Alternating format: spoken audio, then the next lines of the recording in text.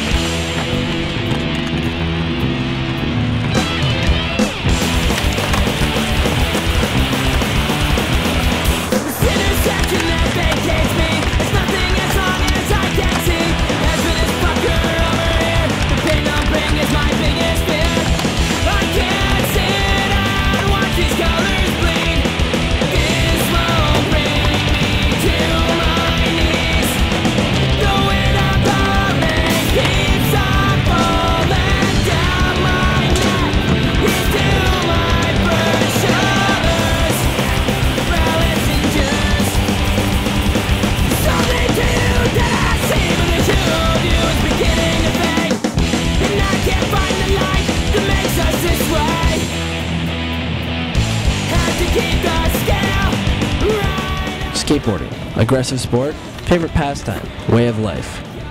This million-dollar industry depends on professional skaters to sell their products. This is the story of one of these skaters whose quick rise to fame was more than he could handle, and how the rock and roll lifestyle nearly ended him. This is the story of the rise and fall of pro skateboarder Jay Allen. Born on February 7, 1986 to parents Debbie Allen and Larry Evelyn, Jay Allen was raised under the care of his mother. Growing up in an average neighborhood under a loving roof, Jay was a restless child whose hijinks often made him stick out. He was an extraordinary boy trapped in an ordinary life. He soon found his release when, at a young age, Jay began skateboarding and quickly excelled. Jay's mother, Debbie Allen. He just kind of picked it up.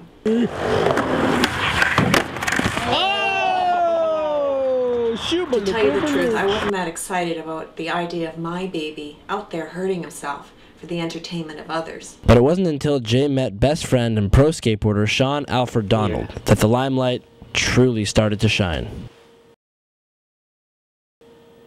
Yeah, so at the time we were just, skating to skate, and it's an expensive habit sometimes, so, why not get someone else to pay for it? With that, the first Sponsor Me videos were made, and Jay's life would soon be turned topsy-turvy. Alright, we're ready.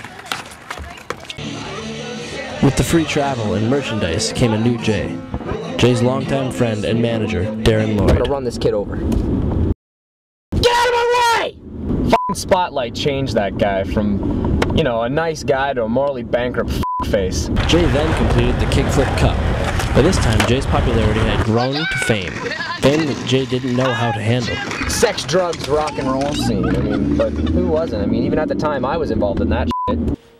So this man can't say no to anything. It doesn't matter. It's literally against his moral values to disagree or say no to something. He gets invited to this, he gets invited to that. It doesn't matter. He'll go to it all. He just wants his face on the posters and shit. He's like the Paris Hilton of skateboarding. It's ridiculous, but I love the guy, so what are you gonna do? With another upcoming Kickflip Cup, Jay's excessive partying began to take its toll. So he shows up late, drunk. Couldn't f***ing believe it. Mr. Spotlight can't even hold himself together. Couldn't skate for shit. So this guy gets in a brawl with Jesse Michael. Jesse Michael, pro skateboarder, self-proclaimed badass. Sorry, I'm kicking the shit out of Lee. So this fucking Jay guy shows up, right? Thinking he's fucking big or some shit. Fucking, I had to show him up, obviously, like a little douchebag like he is. So the guy comes up and gets in my face.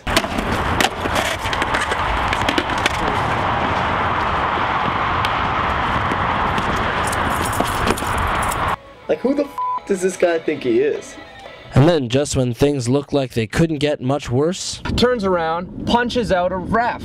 It was fucking ridiculous.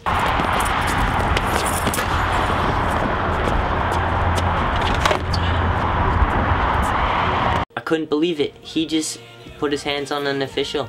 He should get arrested for that. I'm thinking the cops are on their way already, so I bounced. When he grabbed that official and knocked his punk ass down, that was badass. Mad respect. Yes, I kicked his ass out. Kevin John Christopher, official. The guy came up and decked me. Get that motherfucker out of here. Jay's life had gone from stardom to rock bottom. The fall from the top was a far one and had taken its toll. So now what's he doing? Sitting in his basement, looking at old footage of the good life, getting wasted off his ass. And even if we did get him out of the house, who wants to carry a fucking 180-pound drunk off his ass guy down the streets with cops rolling by and old ladies trying to cross the street asking for your help and stuff like that? There's just too much to do to carry around a fucking drunk guy. That's all there is to it. Something had to be done, and best friend Sean Alfred Donald had the answer. So we throw him an intervention, disguised as a party. He likes to drink anyway, and I mean really, who doesn't like the fucking party? Besides, he can't say no anyways, so it's a shoo-in. Who doesn't like a party? At the intervention party, nothing seemed to be working. So, to get his drunk ass out the house, I actually had to go up to him, tell him he was a bitch, tell him I could beat him in skate, turn my back and walk away. Of course he's following me outside. What a fucking predictable bitch. Yeah, that was a low point in my life. The lowest.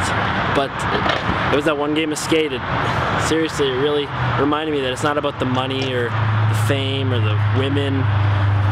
It's about having fun and doing it for yourself. And it was my friends that stuck by me and really got me back to who I used to be. Let's go skate.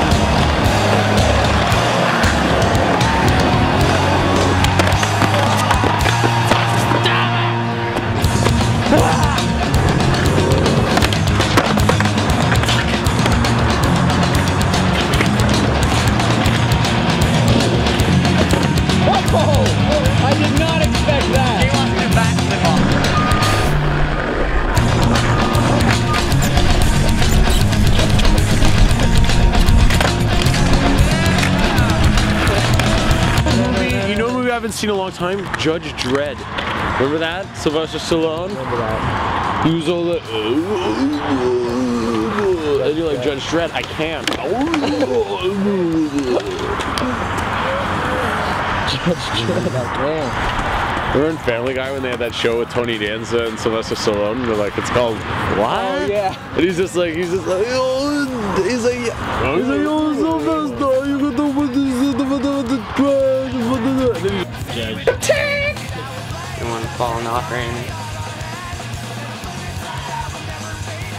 Because this is actually the next scene. Yeah. Okay. Because I'm going to cut that up too. There we go. Do this one. Dreadlock Rastaman.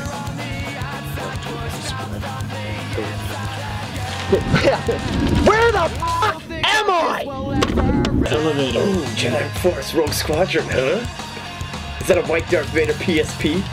Ooh. It's a morally bankrupt face.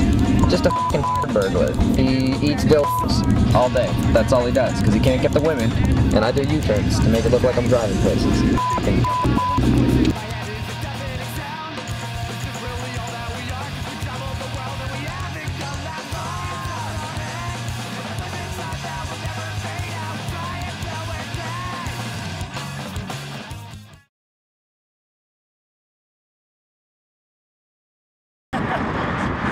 I saw him.